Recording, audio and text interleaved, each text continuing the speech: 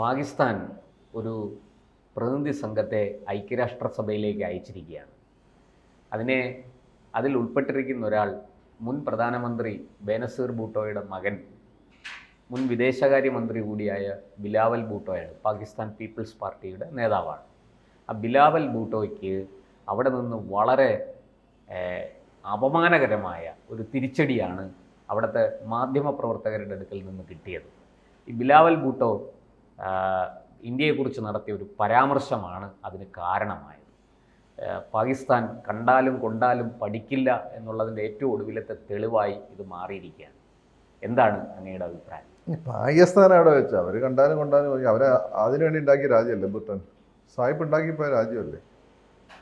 കാക്കായിമാരും മണ്ടന്മാരായതാണ് നമ്മളാളുകൾ. ഞാൻ ഉൾപ്പെടാനുണ്ടോ കാക്കായി നല്ല അവർക്ക് കേൾക്കും വിഷമം.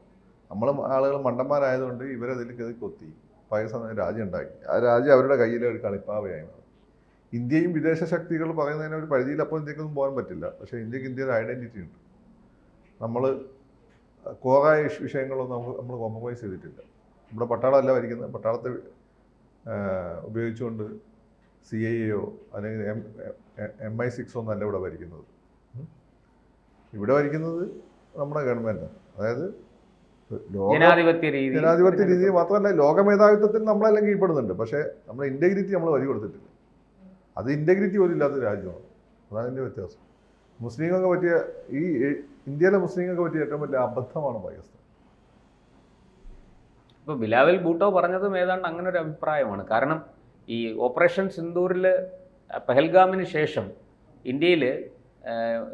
ഇന്ത്യ ഗവൺമെൻറ്റും ഇവിടുത്തെ സംവിധാനങ്ങളും ചേർന്ന് ഇന്ത്യയിലെ മുസ്ലിങ്ങളെ അടിച്ചമർത്തുകയാണ്, ഒതുക്കുകയാണ്, അവരെ വലിയ രീതിയിൽ ബുദ്ധിമുട്ടിക്കുകയാണ് എന്നൊക്കെയാണ് ബിലാവൽ ഭൂട്ടോ പറഞ്ഞത്. നിങ്ങളത് ഭൂട്ടോ പറയുന്നത് കേട്ടിട്ടുള്ളൂ. അടുത്ത കാലം വരെ ഇവിടെയുള്ള മെയിൻ സ്ട്രീം സെക്യുലർ പാർട്ടികൾ, കോൺഗ്രസ് ഒഴിച്ചിട്ടുള്ള ആളുകൾ, BJP ഒഴിച്ചിട്ടുള്ള ആളുകൾ ഇത് തന്നെ പറഞ്ഞുകൊണ്ടിരുന്നത്. മുസ്ലിങ്ങളുടെ അവസ്ഥ ഇത്, മുസ്ലിങ്ങളുടെ അവസ്ഥ അത്, മുസ്ലിങ്ങളെ കാണുന്നിടത്ത് പീഡിപ്പിക്കുന്നു, പ്രാന്തവൽക്കരിക്കുന്നു. BJP-കാരാണ് അപരവൽക്കരണം. BJP-കാരാണ് മുസ്ലിങ്ങളെ ഓടിച്ചിട്ട് തല്ലിക്കൊല്ലുന്നു. ഇവിടെ കൊല്ലപ്പെട്ട മുസ്ലിങ്ങളുടെ എണ്ണത്തില, തല്ലിക്കൊല്ലപ്പെട്ട ഹിന്ദുക്കളുടെ എണ്ണത്തില.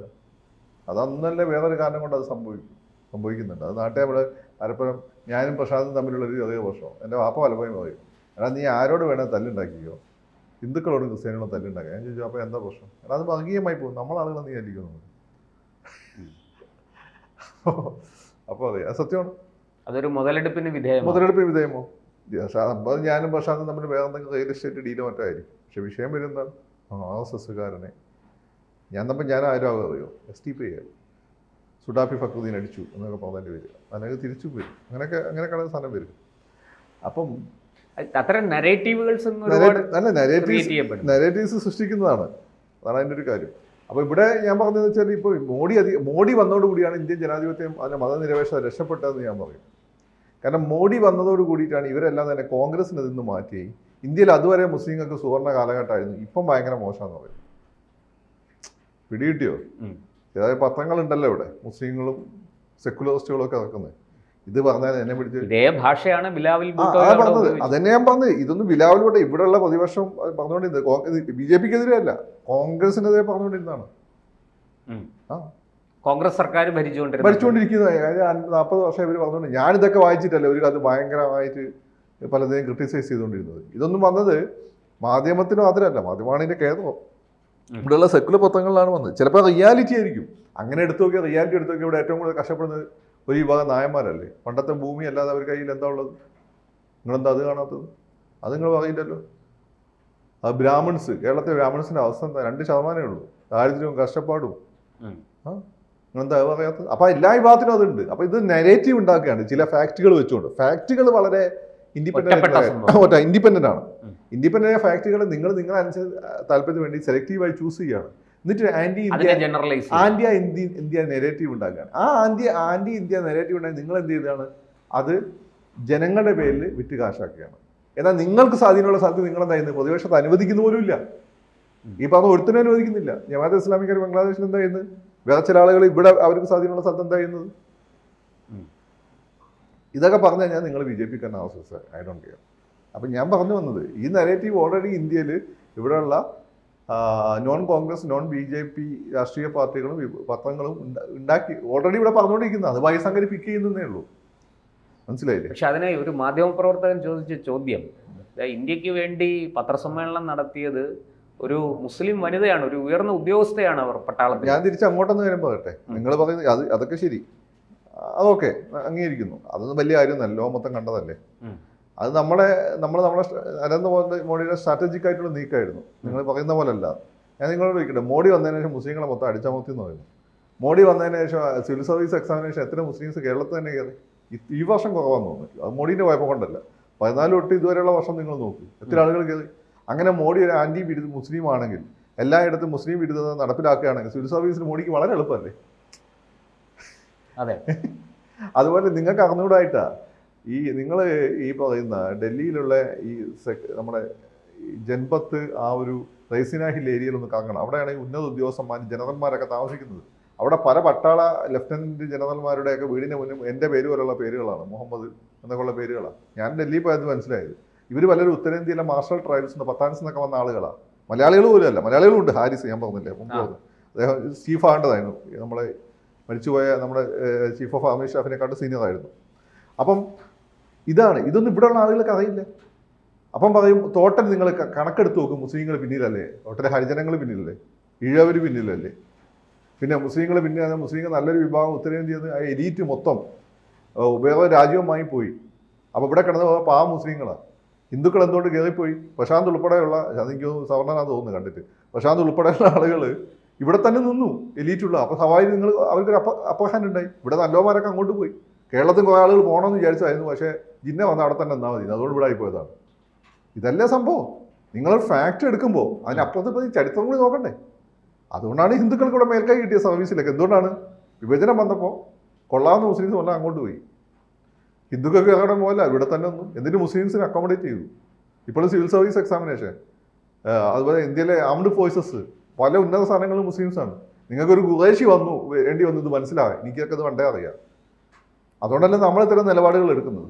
അപ്പോൾ നിങ്ങൾ ഖുറൈശി വന്നപ്പോൾ നിങ്ങൾക്കൊന്നും, അതാണ് മോഡിയുടെ വിജയമായത്. ഖുറൈശി വന്നപ്പോൾ ഇതൊന്നും പറയാമല്ലോ നിങ്ങൾക്ക്. പിന്നെ ഖുറൈശിൻ്റെ മതം പറഞ്ഞു, സഹോദരങ്ങളെ പറഞ്ഞു. അതേതായ വിവരമില്ലാത്ത BJP-ക്കാർ എന്താ വിളിച്ചത്? നിങ്ങളെ കൂട്ടത്തുള്ള ആളുകൾ അതിന് പോലെ എന്തൊക്കെ വിളിച്ചത് യൂട്യൂബിൽ നോക്കിയാൽ മതി.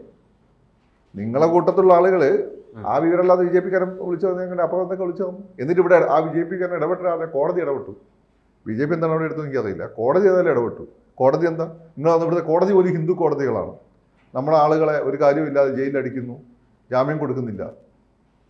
മനസ്സിലായി? ഇതിൽ കൂടുതൽ സെക്യുലറിസം ലോകത്ത് ഒരു നിങ്ങൾക്ക് നടപ്പിലാക്കാൻ പറ്റും. അമേരിക്കയിലൊക്കെ ഇവിടെയുള്ള നമ്മളെ ഇവിടെയുള്ള ഈ പറയുന്ന പ്രതിപക്ഷവും തീവ്രവാദികളൊക്കെ കാണിച്ചു കൂട്ടുന്ന അമേരിക്കയിൽ നടത്തിയ പണ്ടൊക്കെ ഉണ്ടെങ്കിൽ ജയിലിൽ പോവുകയായിരുന്നു. മനസ്സിലായി? പിന്നെയും കുറച്ചുകൂടി നടക്കുക ഇസ്രായേലിലാണ്. പിന്നെ അവർ ഈ എലി പൂച്ചേനായിട്ട് തട്ടി കളിക്കുന്ന പോലെ അവർക്കൊരു ഡോമിനൻസ് ഉണ്ട്. അതുകൊണ്ട് അവരിങ്ങനെ കുറച്ചൊക്കെ അനുവദിക്കണം. പൂച്ച എലി ശരി, ഞാൻ ടോമൻ ചെയ്ത് വിചാരിച്ചു.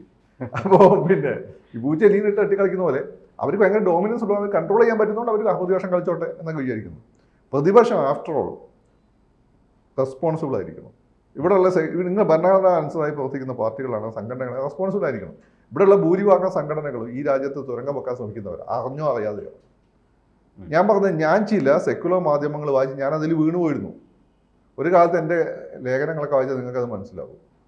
അതിശക്തമായി ക്രിട്ടിക്കായി ഞാൻ പലതിൻ്റെയും.